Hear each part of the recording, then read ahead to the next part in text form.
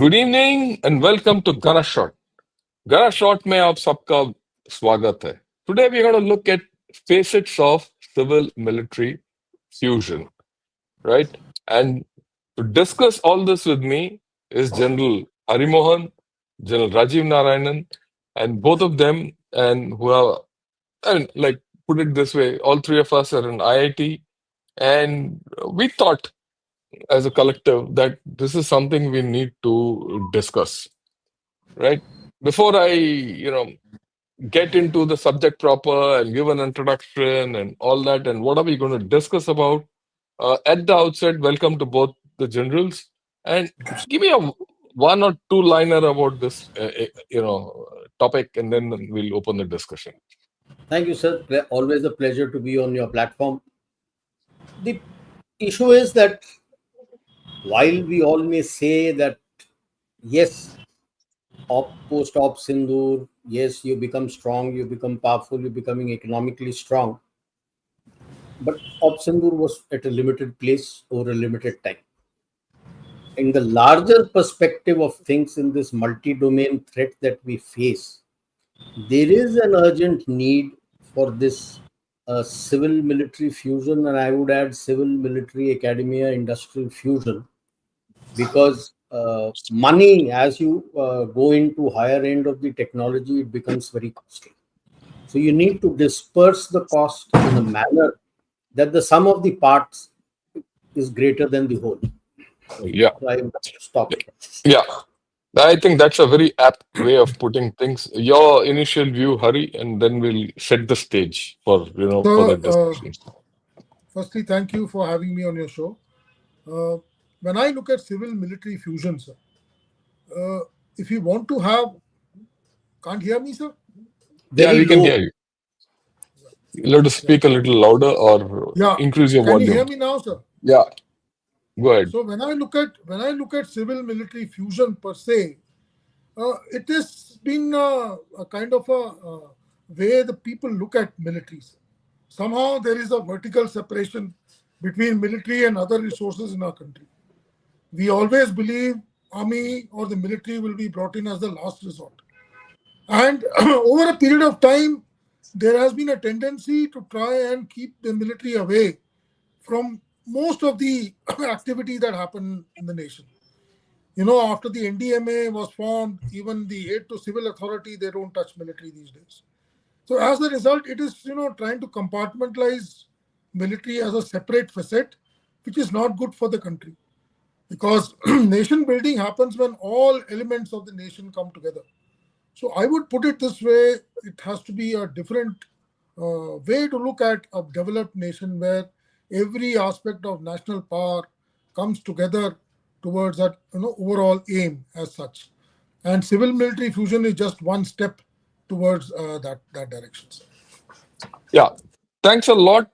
Let me, what they've said is absolutely valid, but let me put a context in so that we have a platform on which we can discuss on a common footing. We talk of Viksit Bharat by 2047. And, for a Viksit Bharat, you need a Surakshit Bharat. If Bharat is not Surakshit, it will not be Viksit also. And in case you want Viksit Bharat, Surakshit Bharat, you need to do more, to keep it secure. And for that, I think civil military fusion is very, very important. And like what both the generals have said, Op Sindoor has shown that there's a huge requirement for civil military fusion. I mean, Op Sindoor was just a 4-day exercise, very small operation in the larger context of India, but a lot of many things came out. How the civilian infrastructure, everything came into being, came into use for the military. And a lot of things, like information and this and that, you needed a national approach to handle it, especially in the field of narratives and all that. So after that, I gave it a thought as to look, what is it that you're looking at? And then I said, okay, let's today discuss on these 4 aspects of civil military fusion. And largely, when you say civil military fusion, These are the four things which probably fit into the thing. The first is politico-military fusion, so that the politicians and the military people who are mandated for the security of the nation think together and they fuse together to operate together.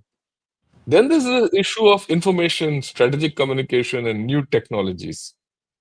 And these are all dual tasks, dual role stuff, building narrative or AI. AI can be used in military, it can be used in civil things. So this fusion is also required to be done.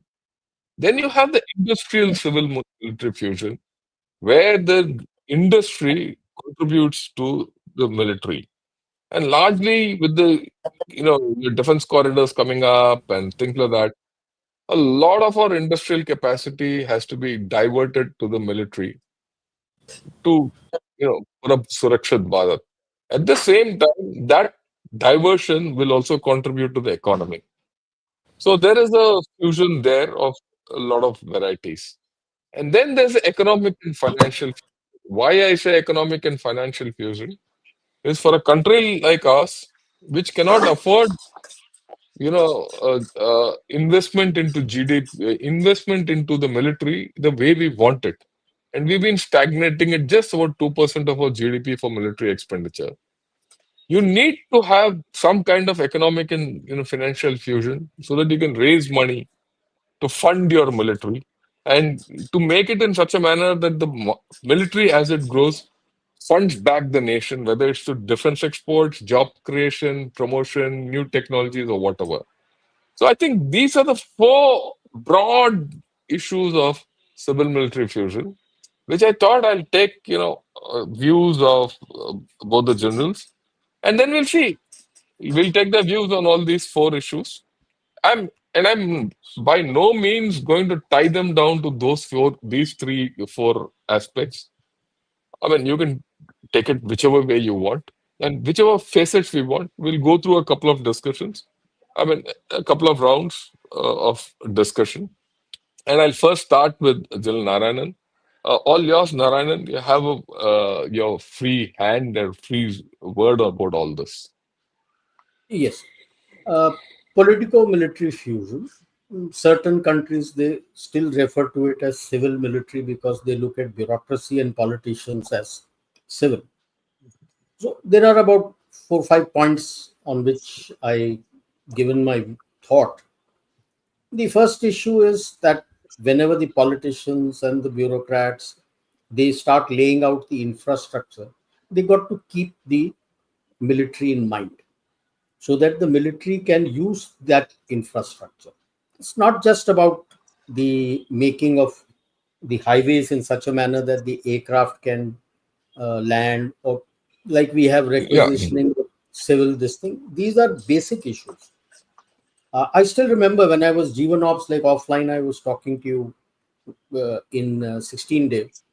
So at a particular area, which was of concern to us, which was critical to us, the civil authorities reached out to us because the implementation in Punjab area was very strict that you got to take military clearance.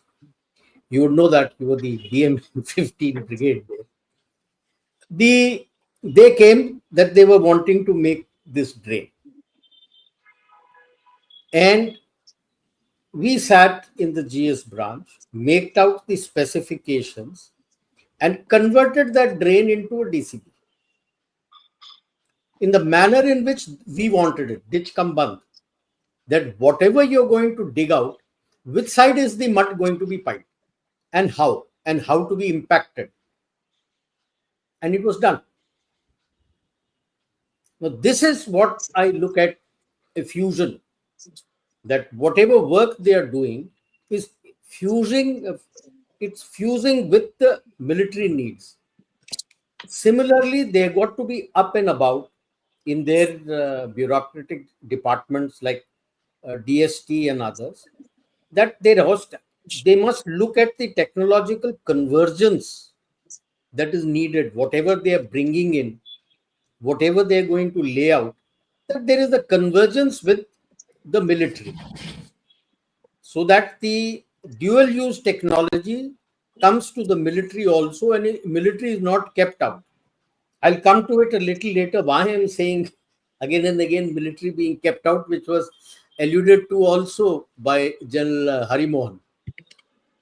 You need talent and expertise, both sides. That means the people who are going to be sitting at the decision making process need to be able to comprehend the national security needs and how the technology blends with that. If you don't have this decision making people who comprehend these issues, you're going to have a problem. You'll be only paying catch up. So while we can say that we must have a collaborative environment to foster development of talent and other things, but it is this lack of comprehension, I believe, which leads to vertical silos. So you hesitate to share. If you're knowledgeable about it, you can share and you can answer the other verticals' doubts. And that is where I bring the major point, that now that you're rising, can a generalist approach, whether it be a bureaucrat or whether it be a minister or a state minister sitting in that department, work, or do you need specialists? I think it's time we started looking at specialists for certain critical on your security and your, when you look at CCS, when you look at your CC Cabinet Committee for Economic Affairs, you need specialists to be sitting there. It is, I think the need has come. You need to break down barriers. How do you break down barriers? By creating the CDS, you created more verticals. The whole concept which started with the CDS post Kargil was to blend everything, that the services would also be part of the Ministry of Defense. You're still an attached headquarters. So you have MOD, you have service headquarters, you had IDS, you now have DMA and the office of CDS. You're only creating more and more headquarters. Then how do you break the barriers? That is where you need to blend these, and that is how the cultural and bureaucratic differences will go away, and you learn to trust each other. And it cuts both ways. So you need to be able to trust each other. Barriers can be broken only when you trust each other. That is what will, I would say, foster mutual trust. And the last point on national security. You've created a CDS. Who's going to sign that Union War Book? A generalist or a specialist? It's the Union War Book, which is the declaration of war. Can a generalist, whether it be in the CCS or whether it be the defense secretary, or you say, no, I will make the cabinet secretary sign, do they understand the meaning of that and comprehend what it entails? So when we look at the fusion, this is what I'm seeing. And there are plenty of examples. You look at Pentagon, you look at the Department of Defense in the UK, you look at the Ministry of Defense in Russia. You can take certain positives from the manner in which the CMC has been reconstituted and people have come in. So we have to look. I don't want us to copy somebody. Learning from that, we can chart our own path. So this is the need essentially today in civil military fusion. Two major issues. A, the decision makers at the military and the bureaucratic level must be able to comprehend the issues at stake on which they are going to make a decision, whether it be technology, whether it be national security. National security, I don't think the bureaucracy in the Ministry of Defense understands it as much as in the Home Ministry, because that's the job they are doing throughout 24/7. Whereas in the Ministry of Defense, these people are parachuted from outside. That's one. And number two is the actual merging and breaking of barriers between the civil and the military within the M.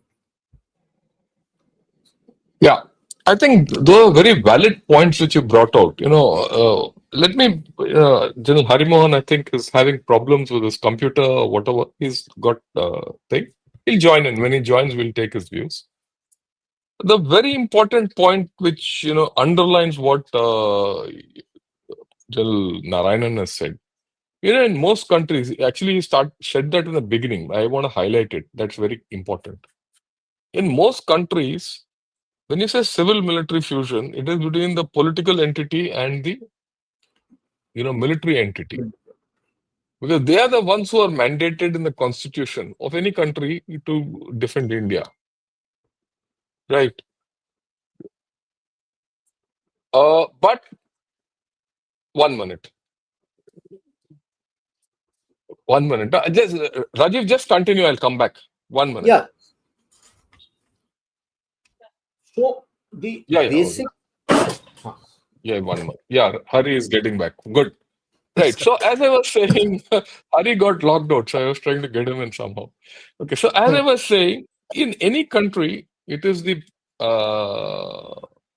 politician and the military person who is mandated by the constitution to defend the country, and they have an equation 1 to 1. Even in USA, you see, Trump is the president. He's a commander in chief also. He is assisted by a defense secretary, and the military is under him. It's a one line. And the defense secretary is a political entity, and under him is the chief of defense staff, and end of story.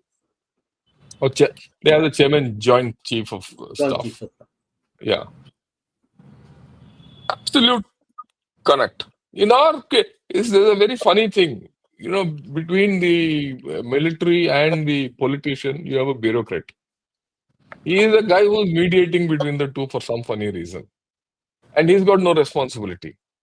I mean, he's got all authority and no responsibility. He's got no accountability either. Okay, tomorrow when something happens, whether it is in Anantnag or when in Pahalgam or for that matter on the LOC or on the border, everyone asks the chief of army staff or the chief of defense staff or the Raksha Mantri. No one asks the defense secretary. But he wields all the authority. So this is a major thing of the thing, right? So fine. So far, Rajiv has covered politico-military fusion. So let's take Hari's view on this. Hari, your view on politico-military fusion. We'll get to the other things later. So when we started talking about this, I was taken back to my NDC days. So one was trying to find how the NDC was conducted, and one of the aim of NDC was to make us good administrators. And now that IIT is looking after the MBA program, we are all involved in it. Two things I would like to say. One is the three of us who are in uniform are now part of the academia. It was not happening maybe a decade ago. It was possibly something that you started, and more and more people are now joining. There is a hesitancy in the civil and the academia to take on board the military, and that over a period of time has been pushed to a corner. Now slowly some things are changing. Especially IIT Madras has taken lead. Three of us are sitting here. More will follow. I guess other IITs are also starting to look at it. That is one side of the story. Now even people get called into other kind of administration post their retirement. So the use of that person is taken into account as far as administration is concerned. I look at politico-military problems with the overall construct of our constitution. We have this three sets of lists, the central list, the state list, and then the concurrent list. Half of our ministries are working in the state list. The areas where military wants, what General Narayanan was trying to say, let's take irrigation for the matter. Irrigation by and large is a state list. He gave an example of a positive result. There can be 10 examples of a negative results, especially let's say 21 of our divisions, I will not name it, where a canal, if it had been sited in a manner, it could have been a use as a defense-oriented canal. It has not been done. Had it been taken about, let's say, 10-15 kilometers in a particular manner when it was being constructed, it could have been used both by the civil as well as the defense, but it was not done. There, all of us have gone through series of exercises in Mahajan ranges. I have been part of conduct of two EWTs, and it takes a huge amount of effort to get the irrigation department to let us use a section of the canal. They will not fill in the water when we need it. They will not allow us to train in a particular area. So there is so much of restriction in the way the civil looks at military, and that needs to be cut down at the higher end. People have to understand that we are part of the same system, and that is something which is missing today. Similarly, there are other ministries. When you look at even, let's say, Ministry of Education, half of the places people are not bothered as to what is the level of military education. How can we use civil education to use as dual use for military education? We are doing a study, all of us, in terms of technology infusion into the army, and we realize there's so much of things which can be done from the civil, which need not be duplicated inside the military, but then we do it. So that area of disassociation between the two agencies, that's why I said army and the military as such has been closeted as not to be touched one corner. And that whole thing of Indian Army is a political organization. It has got nothing to do. It is separated. We are still happy to live in isolated cantonments, and they are looked at as such. And that needs to go. I feel we need to look at the way America has done. They have actually used the military to the best of their capabilities. And people possibly will have to have dual jobs. So maybe to an extent, some kind of, I won't say compulsory military service, but some kind of military service needs to be mandated, especially at least to the bureaucrats. They need to have a kind of, then only that association will come, otherwise they will not look at it. And the center versus state needs to stop. Military has to be seen both at the center and the state list. I have attended tons of these civil military liaison conferences, and all of them have been totally unproductive. And it is always, we attend those conferences and we sit and come back with nothing to, gain out of it.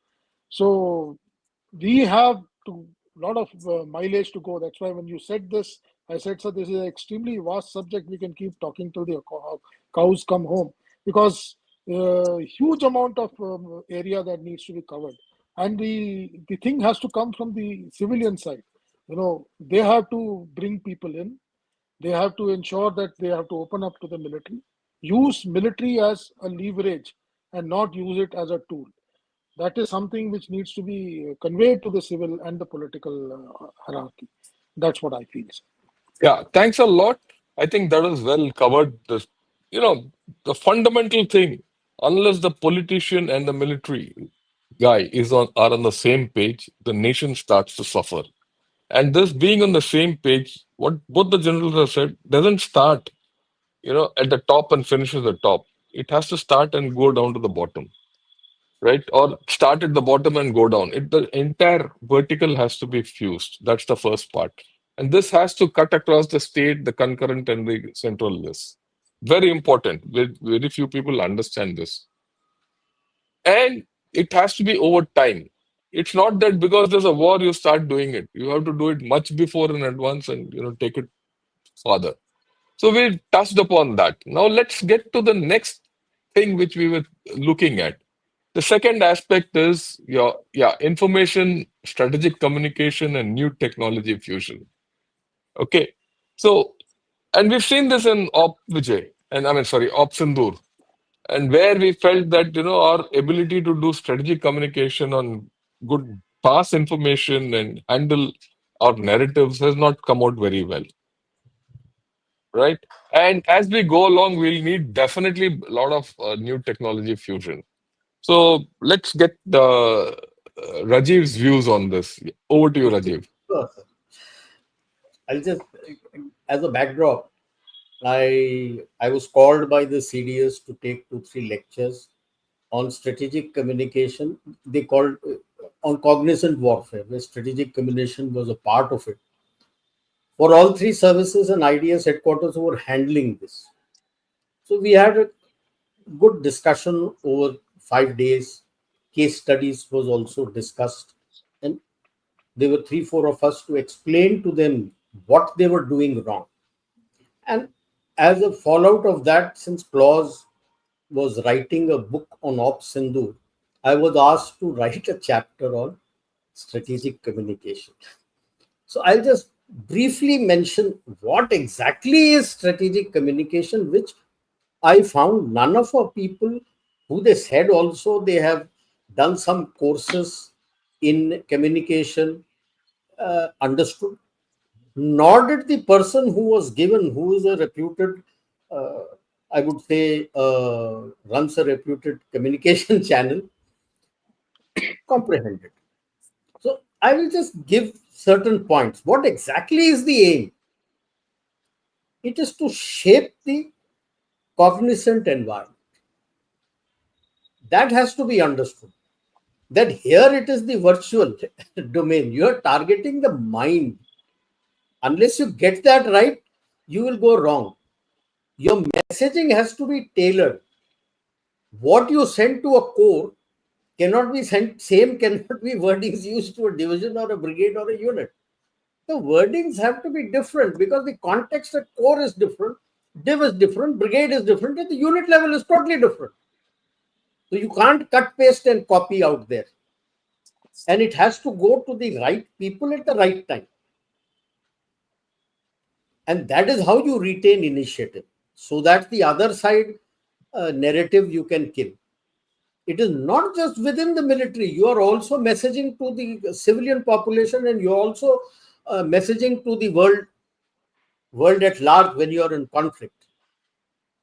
So the first thing is it has to be coordinated at one level. Your civil and military, here civil military fusion comes in a big manner.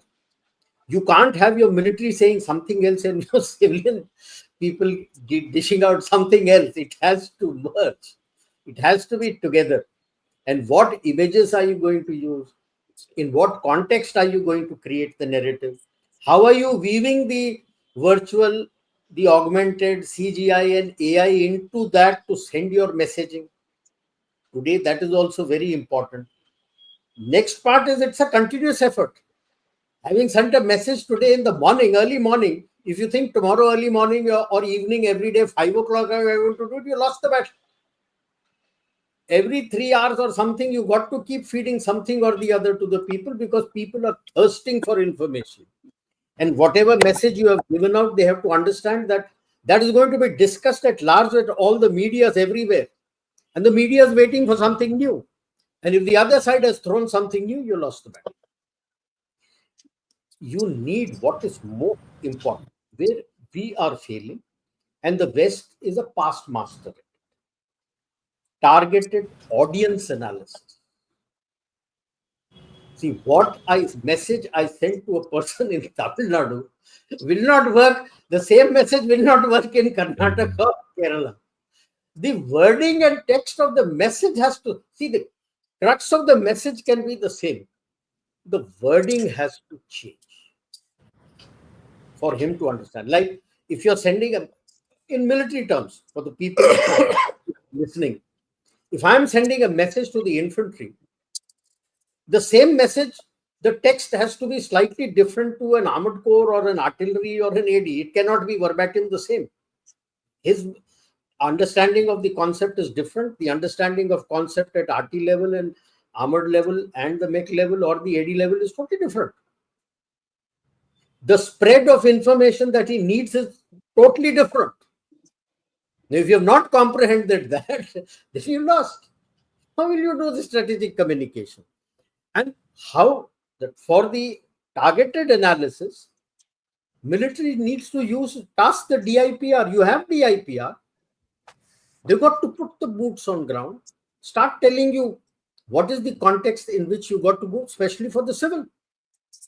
Military, you'll still manage because you understand the man who's in the military uniform, what type of texting is required. How do you understand the civil?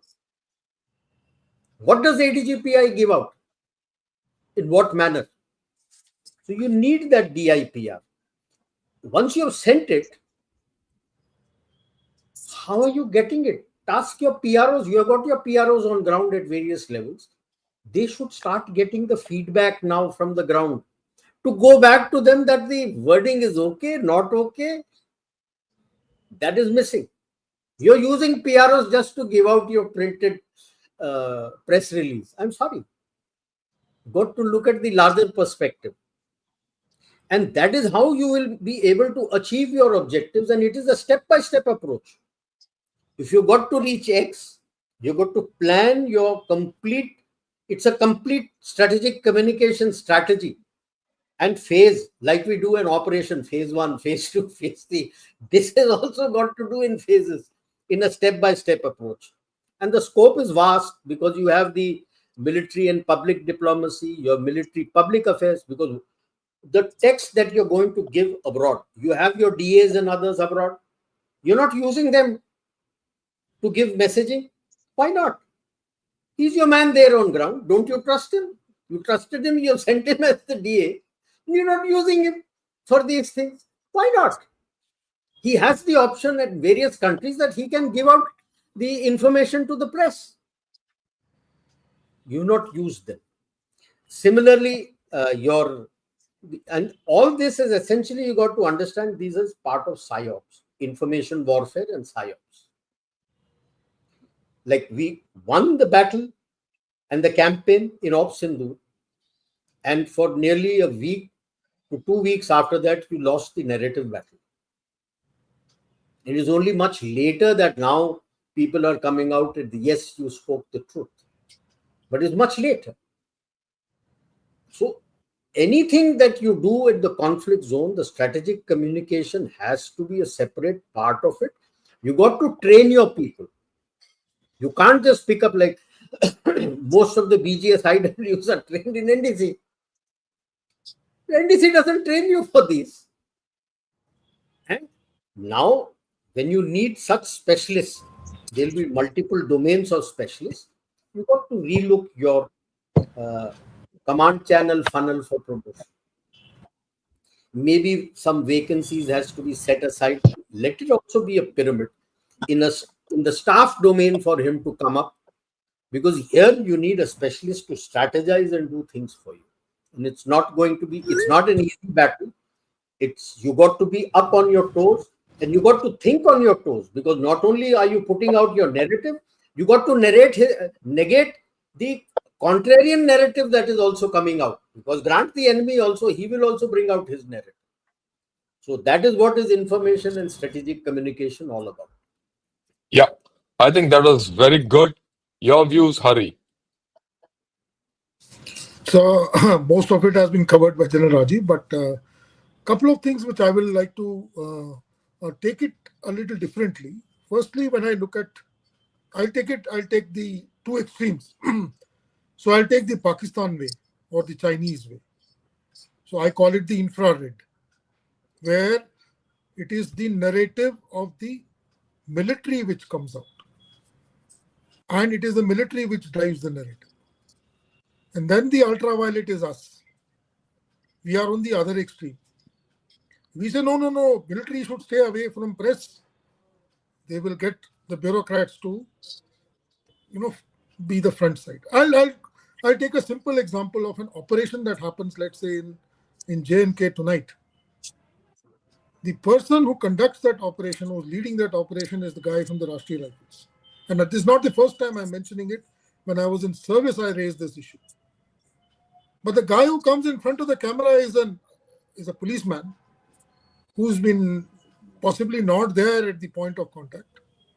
And then he gives his views of the operation that happened, which may or may not be the manner in which it was conducted. And it's a common thing.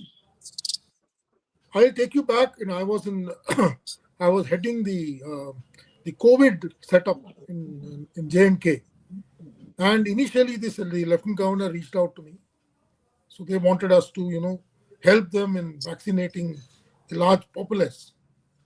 And 3 days later, the health secretary says, no, army should stay out of it.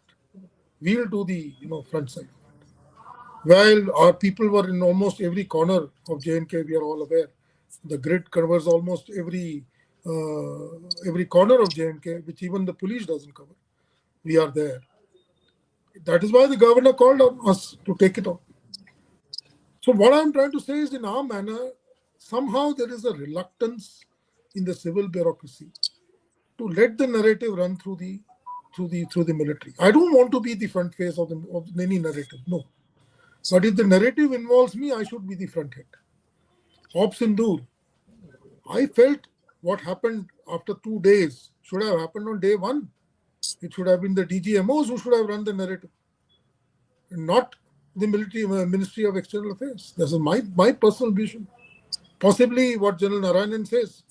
He says we caught on after 3 days. I think we haven't caught on after 2 months. We are still struggling to put our narrative out. We're still struggling to tell what happened on the 7th of May, because there was a kind of a blanket put on narrative on that particular day.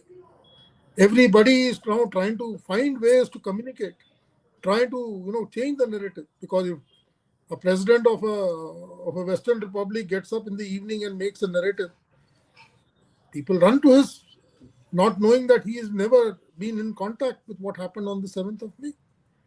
So it is very difficult to resurrect a narrative once it goes out of hand. And that is why I feel strategic narratives should be handled at the highest level, with everybody who is involved in that particular strategic continuum to be part of it.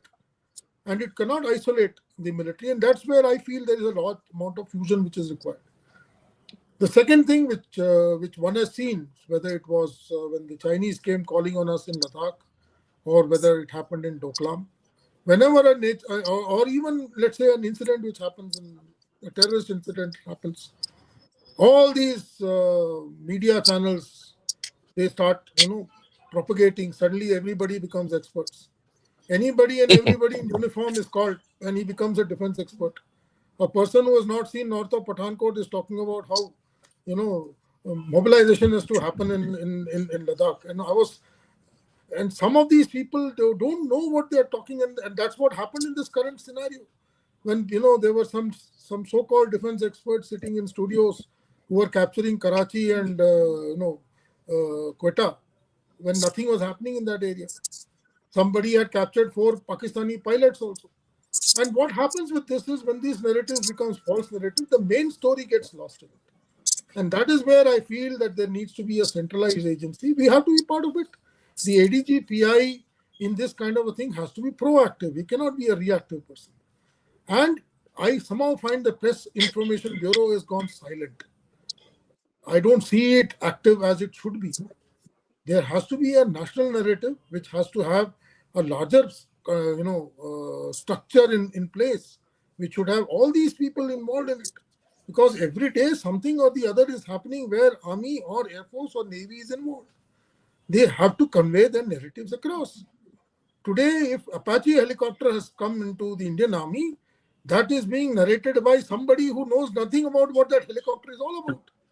Why that helicopter has come, what is its capability, that has not been conveyed. The narrative has not gone out. Similarly, like we were mentioning, there are so many other things where the national power, comprehensive national power, needs to be communicated to the world. It doesn't get communicated. And if we want to become so-called, a regional power or a power worth talking about, there needs to be a system where we put our narratives out. There is no point of having a 1.2 million strong army and not putting across its capabilities or its achievements. And somehow I find that our achievements are not getting the kind of voice that they deserve.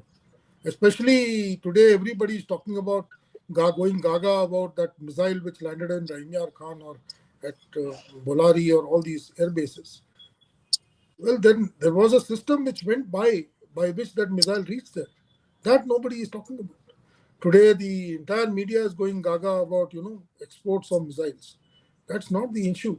The capability which we demonstrated needs to be put across. That has not come out somehow. And I feel that kind of a narrative needs to be taken. And I have a little more problem, because with the way cyber is coming into the system, the artificial intelligence, which somebody said, narratives can be built like this and can be destroyed like that. So if you are not up and about, if you are not fused properly into the system, and you are brought into the system at a very late stage, by that time the whole narrative is gone. Today's day of social media, there is no catch up. What has been lost on 7th and 8th of May cannot be resurrected, sir. Whatever you may keep putting, you may send 10 delegations across to the world. What has already gone as a narrative cannot be changed. And that is what has, if you have not learnt it after Op Sindoor, I'm sorry. We're going to be, digging the same thing 2 years down the line. We did the same thing during Galwan. I must tell you this because I was in the headquarters. We were talking to veterans, people who are going on studios and making claims. We were contacting them, telling them to moderate the way they discuss. We were trying to get the ADGPI to run a narrative, but then narrative doesn't happen that way. People just start making their own narratives on social media, and it gets percolated down. So it's very difficult to resurrect something which has already gone wrong. And there needs to be a very well-organized central agency in my mind. It has to be a top-driven agency, possibly at the NSCS level, which has to take on of the strategic communications. And it has to percolate down both verticals of the armed forces as well as the civil bodies. And we should all be speaking the same language so that there is no contradiction. What is being released to press, what is being spoken on media, it should be all based on the central narrative that should be communicated. And without that, we'll end up, creating nuisance to ourselves. Yeah, I think both the generals have made very, very valid points. What today we are seeing is a disjointed communication setup. It's not fused. There's a long way to civil military fusion. On strategic communication or information or new technology and all that. They've both given two different facets of this problem. And let me tell you, here I have a third facet of this problem. Look, this is something which is very important, which Saurabh has brought about. He says, I believe our people have been fed so much with disinformation by Western media that we have developed a credibility problem. First, we need to break the trust. Absolutely. It's not that what you're putting out is being trusted or not. You don't have credibility within your own people. And credibility, pardon my interruption. So the credibility is lost because he was first off the block. First, yeah. And then when you were second of the block, you spoke in so many voices that it's too late. And you gave out all tribe. And when you came late, by then, like what General HARIMOHAN had mentioned, it is already percolated everywhere. Right. So I think there's a Sorry, interrupting. It's not a new phenomenon. When we were discussing, when I saw going on. When Golden Temple happened, and we were in school those days, in 1984. Somebody saw it on Doordarshan, and then he said, "Nani, first let me check from BBC." So only when BBC said that Golden Temple operations have started, people started believing. And it is not a new phenomenon. It's been there, and we have not come out of that malice. We are not trusting our own media. The point is, if you want to be a Viksit Bharat and a Surakshit Bharat, you have to have a communicative Bharat. And that communicative Bharat has to be credible communicative Bharat, where people believe what you say. Communication thing is very important facet of security. Security, yeah. Okay. This kind of communication you need to develop. Otherwise, you're not Surakshit. You're not Surakshit at all. Okay. Let's switch to the third part, industrial civil. In fact, what we'll do is we'll take the other two, industrial civil military fusion and economic and financial fusion together, because they are in some way correlated, and we'll cover both these together. Hari, you have your first go at both these. So when I was looking at this, it's a subject in itself. So. And I know it's a subject in itself. It's a huge subject. Today we're touching the top surface. We'll go into depths as we go along. Everybody wants, when we start looking at fusion, people say, let's make a DARPA. It's so easy to say, DRDO can get converted into a DARPA. It is again like asking for ultraviolet to go to infrared. It is the whole spectrum that needs to be changed. So we can't just one day turn around and say, we will from tomorrow onwards, we'll be Atmanirbhar, we'll have fusion, everything is hunky-dory. It doesn't work that way. The fusion cells have to be, has to be injected at all levels. It will take time for people to understand what is industrial fusion with the military. Today, I was reading somewhere that Armenia, we had sold some weapons and they have asked for a fresh order, and people are going gaga about. They are going gaga about that we are selling some ammunition or missions to Vietnam and possibly Indonesia. Now we have suddenly become, somebody says, an export, defense export nation. The other same nation which about 10 years ago, there was a case when the chief read that we don't even have adequate resources to fight our own wars. So we are in the same part. In 10 years, you just cannot transform from one end to the other. We have to grow very slowly. So people should understand that it is a baby step that we have taken as of now. There is a large scope of fusion, and when you go to the industry is very keen. In fact, we were part of a large number of interactions when I was a brigadier, sir was a lieutenant general. We had gone around meeting the industry. People are very keen to come into the defense sector because it gives them double or dual use technology. The only disheartening thing is 10 years down the line, when you go and meet the industry, they are still wanting to come into the system. So there is not enough growth that one could have expected in 10 years. So it is a very slow growth. We need to be positive. We need to take this thing together and by and large try and find a civilian use to most of our technologies. Then only industry will be able to invest big time, because defense exports cannot be the only way of industry making their money. It has to be a dual use kind of a thing that we need to take it forward. To an extent, I will put academia into it, because without the academia coming in, the industry cannot take on. Because the one thing that lacks in India is R&D. Even yesterday or day before yesterday, there was a social media post of one of our opposition leader going to a television factory and ridiculing it, saying everything is coming from China and we are merely assembling it. What he does not realize that China was doing this in 2000, the early parts of this millennium, when it had taken all this technology out of America and started assembling. Over a period of time, not only was he assembling, he was manufacturing. So it's a slow process. We are in our first step. We cannot jump from the first to the last step in the one go. We have to be patient, but at the same time, we have to be perseverant. We have to continue pushing to an extent that we are able to create an industrial base that is both favorable to our economy as well as the defense forces. That is something which I feel we should inculcate. The second thing which I feel, I don't know whether it's the right way to put it across, we need to have a larger opening in terms of awareness of the defense forces. NCC was taken as one kind of a medium by which we could reach out to the civil populace as to what armed forces are all about.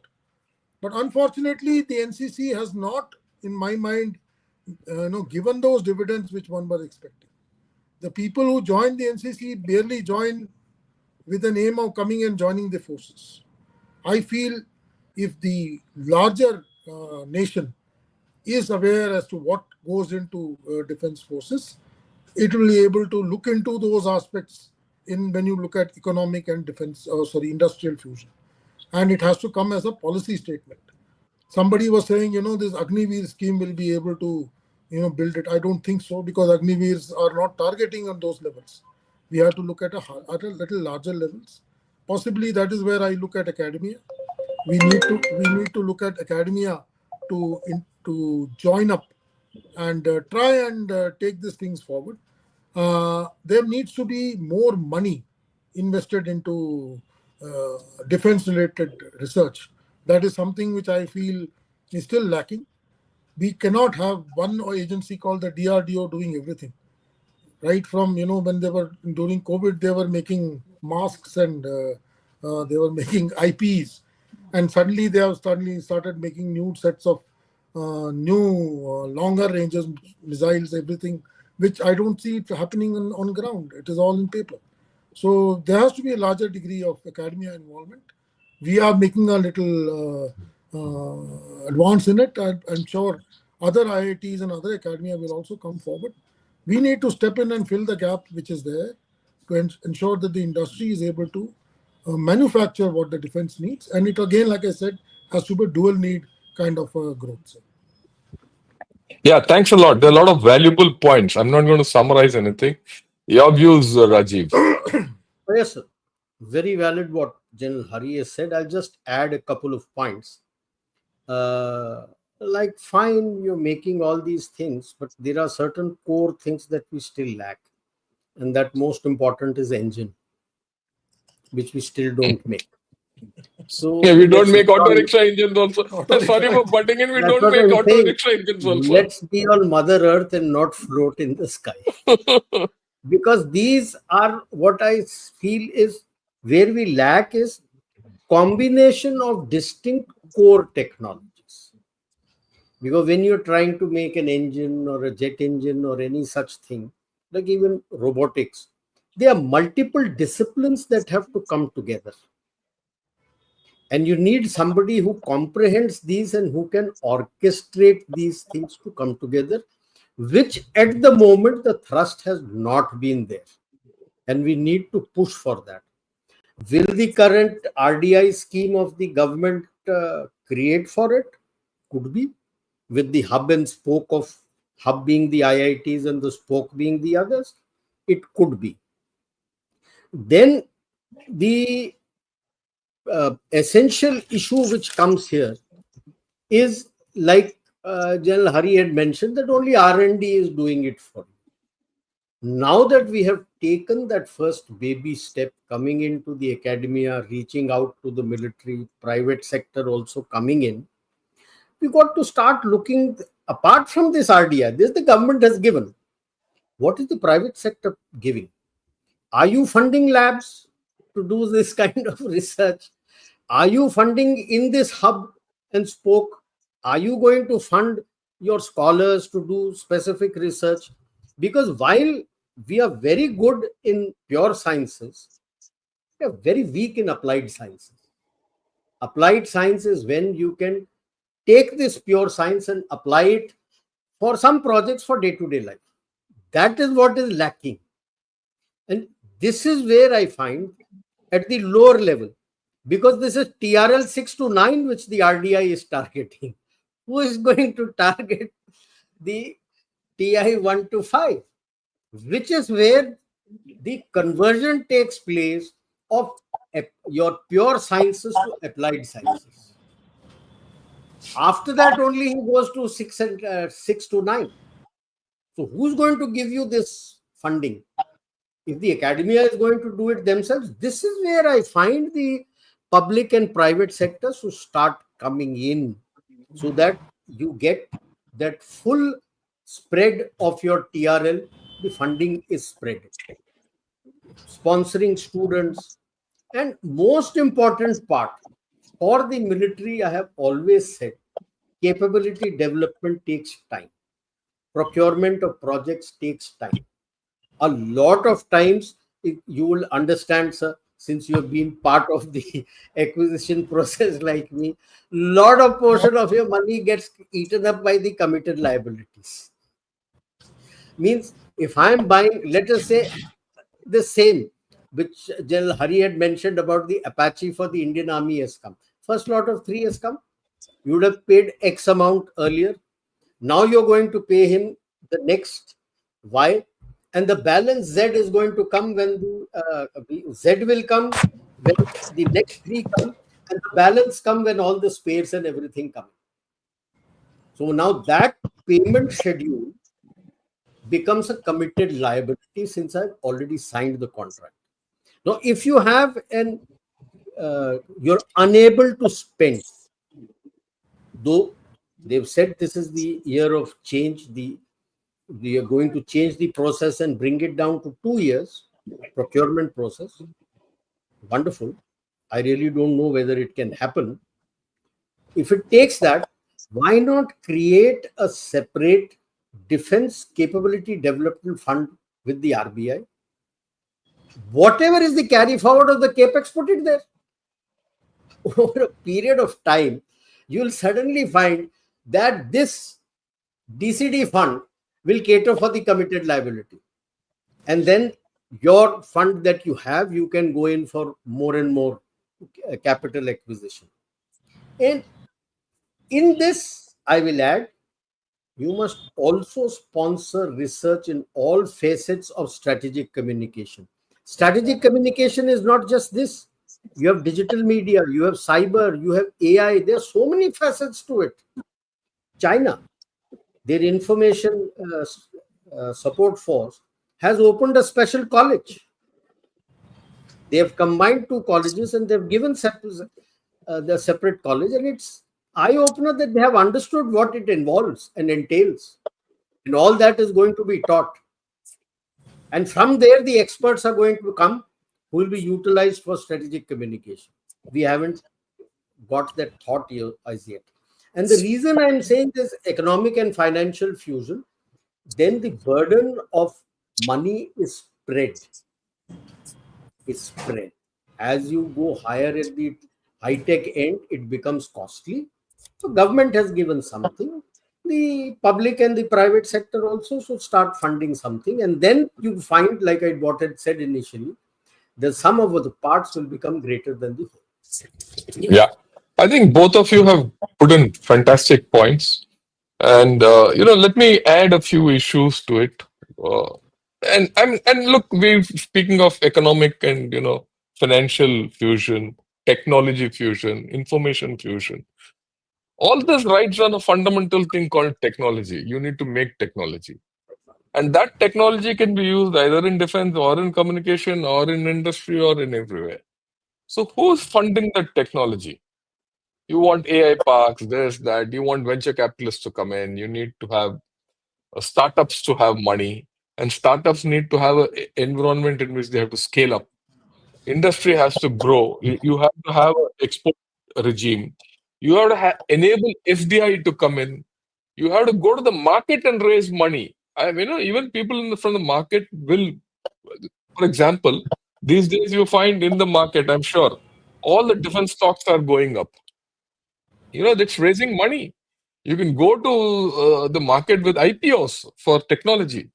So I think we need to be innovative in this, because fundamentally, if you can manage your money, you have your macro policies, you enable the brains of this country to come out, and they're funded to get it. I mean, that funding might be garage funding. That's it. But that fellow has to have that money to start his garage.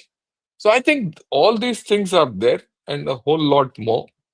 I think we've had a terrific discussion, and I'm not going to take any questions because today a lot of people are giving general comments. And today was an overview of this business called civil military fusion, which we have started. In fact, civil military fusion, to my way of thinking, is the sum of many parts, which is today overview. I'm going to break this up in smaller parts and see where we are going. That's what I'm telling for everyone. You see, we are there. All three of us are together working in IIT, and we are trying to enable this happen. Probably in from IIT, except the first one, the politico-military fusion, which we can't really enforce. But information, strategic communication, technology, industry, and economic fusion is something we can. And this is a journey which we have started. It's a unique journey where all three of us are called process of practice, and we are starting some initiatives so that Viksit Bharat and Surakshit Bharat goes on the same line. Just wait, maybe next week, or we will see how to take maybe 2 3 episodes in a month we'll do on these subjects. We'll think of it and come back to you, and let's see how we can make a better Viksit Bharat. And your last words on this, Hari, and then of course we'll go to Rajiv and we'll close it. Hari. So, firstly, I totally agree with you. Like I said, each of these facets is a subject in itself, and possibly we can speak and discuss for hours and still not be finding short of time. That having said, one thing which needs to be, somebody has to put it together is human capital. The amount of amount of experience which is there in the system, which people somehow don't utilize in full. There are many other people who can possibly contribute in big manners in this kind of area. Today, what is happening is everybody is doing bits and pieces with no organization. If there is an organized, fusion of things, then by and large, what will happen is the entire circle will get completed. Otherwise, what will happen is we'll make segments in between, and there will be gaps. And as long as there are gaps, the circle is not completed. Nothing moves. We have to ensure that all aspects are taken care of, and that's why I feel it has to be a top-driven kind of an initiative. Though, like you said, sir, we'll try in our own little way, taking it from bottom upwards. But I'm sure people who are listening to this and this kind of a communication goes out, that civil military fusion is the order of the day. We don't want to become a China, where PLA is the face of the government. We don't want to become a Pakistan, where DGISPR tells what is happening inside Pakistan.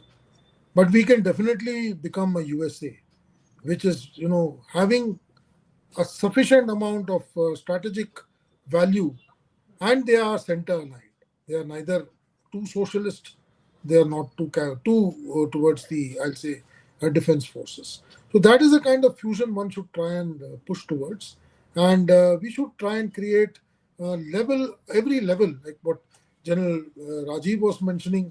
Various levels at which interactions happen: district level, state level, national level, industry levels. So there has to be many more such places in which people have to come together. They'll have to give out their capabilities and limitations, which needs to be quantified, and thereafter they have to be used in a manner that those limitations are filled and the capabilities are utilized. Until and unless we have an organized method of doing these things, we can keep talking about why this is not there. Like I said, 10 years ago I did my NDC, you did the NDC another 10 years earlier. But what happened after that, today we are all part of a possible group together trying to find and crib about why so and so thing is not happening. But that aside, are we contributing towards making it happen? I don't think so. So there needs to be a top-driven initiative, I feel. And I again want to re-emphasize, maybe we can have a discussion on this subject. Is the NCC, the way it is organized today, the right way forward, or needs to be enlarged? And this, I feel, require large amount of discussion, because there's a huge scope. The way NCC is reached out to every district, every corner of the country, we need to make that as a vehicle to push for civil military fusion. And I also feel there is a need to have more number of I will say service related people in administration at some levels, so that they can give the right kind of inputs. Thank you very much. Yeah, thanks. Rajiv, your final thoughts for the day, not final thoughts for the just for the day. So the essence is like what Hari mentioned. Okay, during our time, we used to dream of being part of the academia and having closer interactions with the academia. Fine, it's taken 8-10 years, but it started happening now. So I'm sanguine in the same way. If we keep speaking about it, the trust deficit and the barriers at various levels will start breaking, and you will find more response coming in. Essentially, I find like as far as private players are concerned, their biggest concern is, if I put in so much of money, what will I get? Essentially, the worry is that the MOD has a negative list. It's a massive negative list, and you're trying to stop it. And unless the government approves it, you're not able to sell.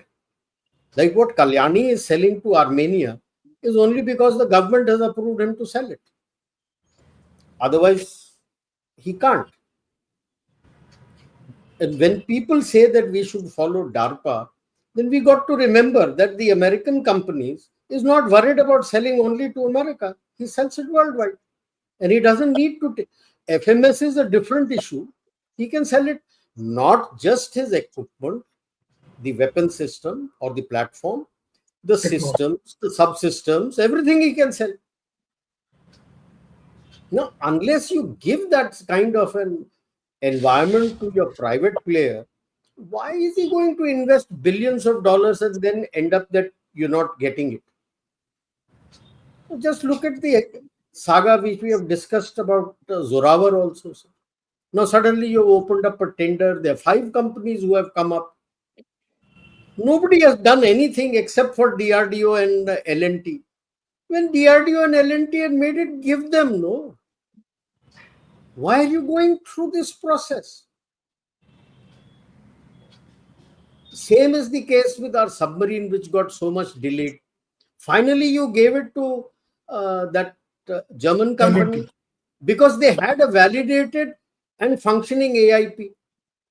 Whereas the Spanish Navantia had only it on design. They couldn't show it on ground. When you know that this is going to be the case, why drag? Why drag so long? So these are certain red tapeism that needs to be overcome, which has to be thought through. Because every time, like, we can keep cribbing about the defense industry, the DPSUs. Now, speaking for them, every time you place an order, he's got to go through the L1. Now, the L1 in the first order may be different. Now, the L1 in the second order may be somebody else. And then you get after him that you're not able to provide me sustenance. How does he do it? The chap who had the L1 earlier, you have not given it to him. He shut shop and started making something else. The day we learn from the West that you got to permit your companies to make their ecosystem and work with their ecosystems, that is where trust deficit exists. You break that, you'll automatically find all this that we are talking, that the industry should come with us, the industrial civil military fusion should take place, everything will take place. A war to break that is going to take a little time. But it'll happen. Yeah, It'll it'll happen maybe happen. 10 years down the Yeah. line. I just want to, sorry, butting in, so just wanted to add, you know, the kind of neighborhood that we are in. So when you look at Bangladesh or when you look at Pakistan, to an extent even our southern neighbors, that fear our politician has, that the military can't be, brought very close to administration. That needs to go. That Starly factor or the coup factor needs to go. If after One editor, one evening, dreamt of it and he created nuisance 10 years ago and possibly made so much of noise around it. He still continues to make that noise. But that notwithstanding, when you say our army is totally apolitical, we should accept the army as it is. And I'm sure the army is not going to change just because you involve it into, or bring it into the administration. And I guess that is the order of the day. You can't have, a primary role and a secondary role and a tertiary role. General Rajiv has been in the MO branch. He realized the day floods happen, suddenly, we all start preparing for, how to manage it. And 2 days later, we are sent back into the barracks. So that is not the way a developed nation works. It is okay for, cuckoo nations in, let's say, lesser known countries. It will not happen in India, and we should accept it that our armies and our armed forces are very mature, and we should be part of the nation building exercise in the whole. And we cannot be kept on one side and expect that things will happen on its own. And that is something which needs to, as I said, be driven top down. Even now, the amount of participation we have in higher end discussion tables are very, very minimal. We may have a CDS on ground, but our participation in higher level strategic discussions are very limited because there is a fear that the army will take over. It doesn't happen so, especially in a nation like us when you have a separate vertical for the armed police and the army. It doesn't happen, and we should be brought into the system. We should be part of the system. Then only this fusion will happen. It is not that you can start plugging in at various level and it will get connected. We have to be part of the system, and that has to be top driven. Yeah, thanks a lot. Lot of questions, lot of ideas, lot of thoughts. But at the end of the day, the issues which we have raised today, we will have to take it forward, and we'll get back to you with a issue, a equally important issue, and discuss it next time between the three of us. Till then, have a great day, and I'd like to thank Aditya Agarwal for joining me as a YouTube member. Then Grok says, Vice President ka kya hua, scene kya hua? We'll see what happens. No, any case, this is out of the topic at this point of time. We are talking of civil military fusion. That is, So, political as I diffusions. understand, he is resigned as the chairman of the Rajya Sabha. Rajya He's Sabha. still the vice president. So right. No, As no, for the vice So deputy president. chairman, No, vice president. he's he resigned resigned as as the the vice vice president. okay, Vice fine. president. Some people say constitutional crisis. No, it's very clear. The Chief Justice takes over temporarily as the vice chairman as per your constitution, and the deputy speaker of the Rajya Sabha chairs the Rajya Sabha till the next vice president is elected. I really don't know. Are all our TV channels constitutional crisis? Constitutional crisis? Yeah, constitution is very clear what happens. Yeah, वो there is पढ़े just लिखे no. नहीं है. They haven't read the constitution. We've had prime ministers dying, we've had presidents going, everything going, and we've had It's everything there in the going. We have constitution very clearly for both the president and the vice president. If something happens, they resign or something happens, the CJI takes over till the takes next over. As simple as that. till the next vice As simple president as that. comes. And as far as the upper house is concerned, Rajya Sabha, the The deputy deputy speaker chair. is there, he Deputy takes chair over. is there. That's it. Takes over. There is no crisis. Yeah, I don't think we should at this point of time get into that. That's a red herring. We'll not get That's a into it. totally Again, totally. I'd like to thank both General Narayanan and General Harimohan for having come and given their thoughts. A lot of thoughts. Like I said, we'll take them forward till the next time.